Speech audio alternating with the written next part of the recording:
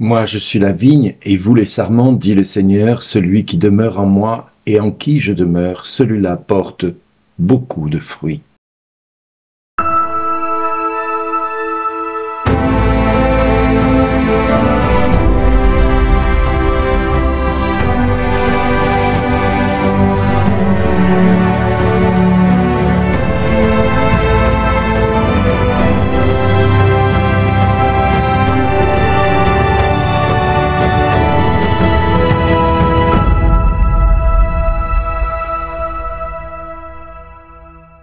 Aujourd'hui, le message vous est adressé par Bernard Dille. Bonjour les amis, l'évangile de ce jour nous invite à voir le règne de Dieu qui est déjà parmi nous. Quand Jésus nous adresse cette parole, c'est pour nous inviter à croire et à espérer voir le règne de Dieu au quotidien dans notre vie. Mais pour voir le règne de Dieu, il faut voir Jésus, parce que Jésus est le règne de Dieu. Alors comment peut-on voir ce règne de Dieu parmi nous? Comment peut-on voir Jésus parmi nous? Eh bien, nous n'avons qu'une seule solution. Il nous faut revêtir la sagesse de Dieu. Mon Dieu, que le texte de ce jour est magnifique.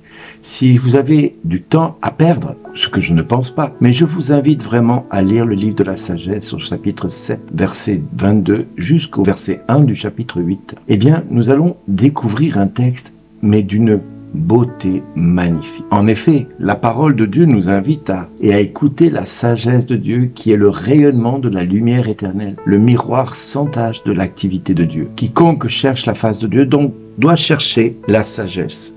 Et quiconque cherche la sagesse trouve Dieu. Écoutons plutôt ce que le livre de la sagesse nous invite à entendre et à comprendre surtout. Il y a dans la sagesse un esprit intelligent et saint, unique et multiple, subtil et rapide, perçant, net, clair et intact, ami du bien, vif, irrésistible, bienfaisant, ami des hommes, ferme, sûr et paisible, tout-puissant et observant tout, pénétrant tous les esprits, même les plus intelligents, les plus purs, les plus subtils. La sagesse, en effet, se meut d'un mouvement qui surpasse tous les autres.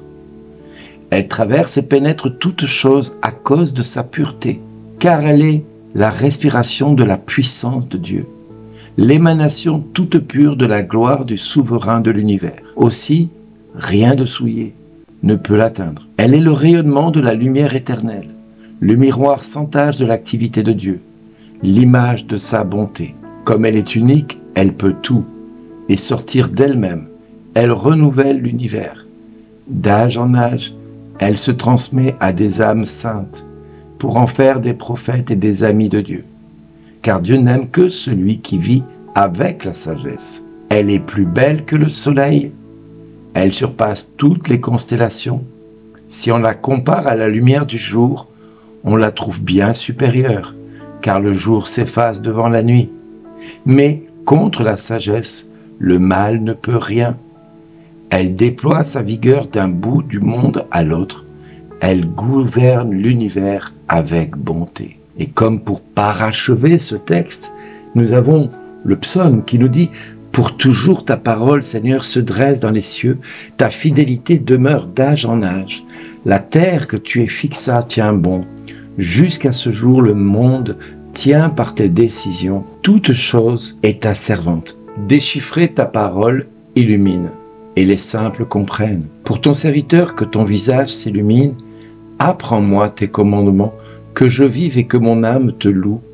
Tes décisions me soient en aide. » Dans ce psaume, comme dans le livre de la sagesse, nous comprenons que Dieu est bien au-delà de tout ce que nous pouvons imaginer de lui. Mais nous ne pouvons comprendre Dieu et connaître Dieu que si nous nous axons sur la sagesse qu'il nous faut réclamer jour et nuit, nuit et jour. Notre prière doit se faire inlassable, infatigable. Elle doit être le prolongement de notre respiration, la présence de Dieu dans notre quotidien. C'est-à-dire, nous devons avoir Dieu à l'esprit dès que nous ouvrons les yeux le matin, dès que nous allons les fermer la nuit. Eh bien, à chaque instant de notre journée, la sagesse doit guider nos actes et nos décisions. La sagesse doit nous imprégner de sa présence. La sagesse doit nous imprégner de cette révélation des fils de Dieu à laquelle nous sommes tous appelés à participer et à vivre au quotidien. Toi qui cherches le Seigneur jour et nuit, si toi, mon ami, tu cherches vraiment la face de Dieu, alors ne perds pas de temps. Mets-toi à genoux devant le Seigneur. Incline-toi devant sa face et aspire à découvrir la sagesse.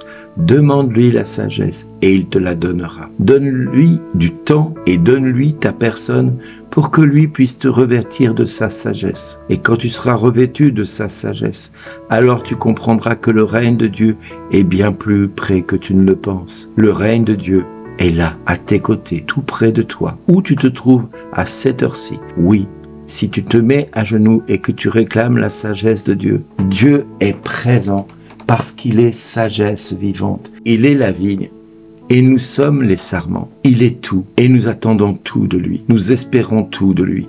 Nous vivons que parce que lui est vivant. Nous respirons que parce que lui respire. Notre oxygène, c'est lui. Notre lumière, c'est lui. Notre vie, c'est lui.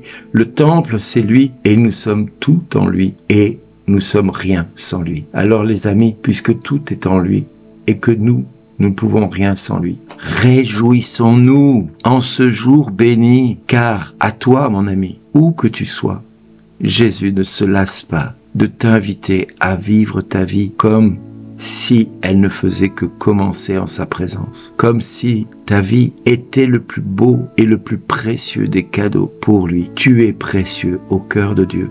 Tu es précieuse au cœur de Dieu. D'autant plus que si aujourd'hui, comme l'Église nous l'invite, je souhaite une bonne fête à toutes les Marguerites que je connais et aux Gertrudes que je connais également. Que le Seigneur vous bénisse, qu'il vous comble de son amour et de sa tendresse. Le Seigneur nous invite avec elle à espérer nous entendre dire de la part de notre bien-aimé, merci d'exister.